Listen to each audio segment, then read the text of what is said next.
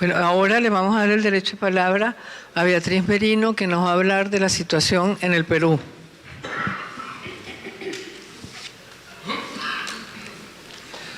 Muchas gracias, Beatriz. Gracias, Mario, nuestro querido Mario Vargas Llosa. Acudo a invitada por esta fundación y va a decirles que este es un momento inédito en la historia reciente del Perú. Nosotros creíamos que el adormecimiento de las economías centralizadas había concluido, pero nos hemos encontrado hoy día en que estamos en cuestión el camino a las libertades fundamentales en el Perú, la democracia representativa y el progreso fundado en la ciencia.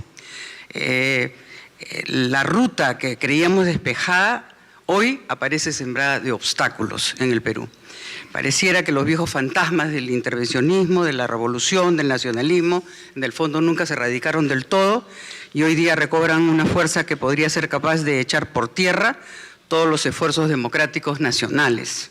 Y en este difícil contexto, yo creo desafortunadamente que el Perú ha mantenido un comportamiento pendular y ha oscilado entre autoritarismos con algún grado de efímero apoyo popular mediante el recurso de construir clientelas políticas y débiles democracias en permanente formación o transición, en la que los ciudadanos no se sienten representados ni por tanto satisfechos. En realidad somos pues el país del eterno retorno, ¿no?, en el que no se progresa, y eso nos ha hecho construir una democracia sobre columnas de informalidad, pobreza extrema, innovación precaria, un sector público dominado por la corrupción y una descentralización fallida y el caos político.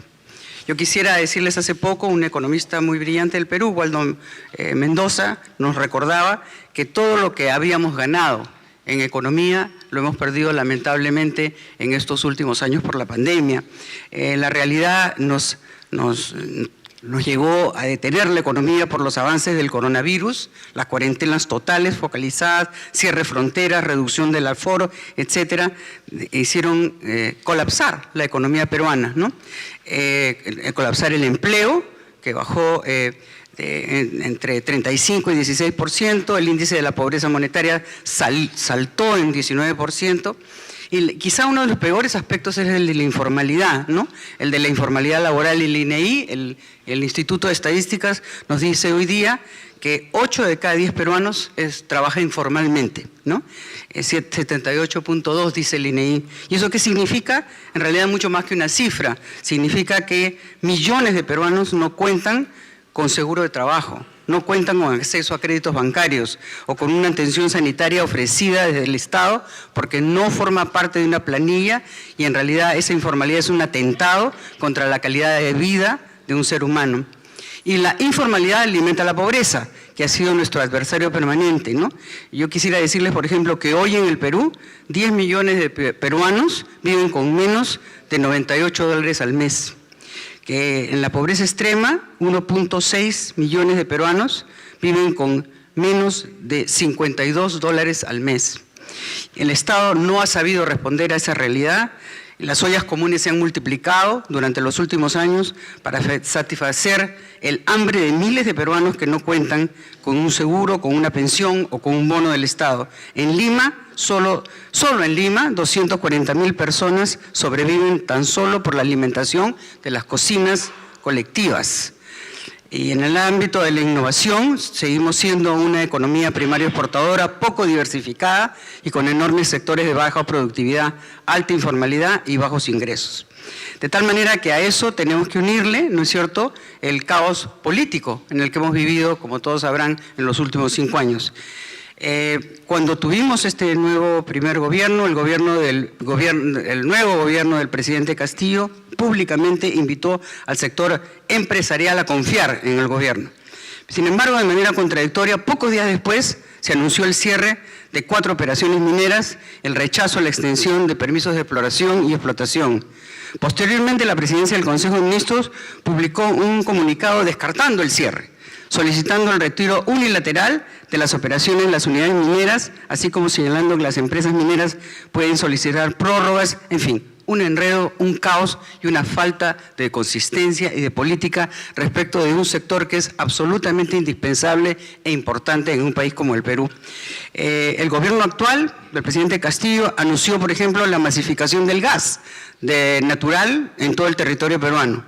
El presidente del Consejo de Ministros extendió vía Twitter una invitación a las empresas explotadoras y comercializadoras del gas de Camisea, ¿no? La consecuencia inmediata, y dijo que debían renegociar el reparto de utilidades a favor del Estado.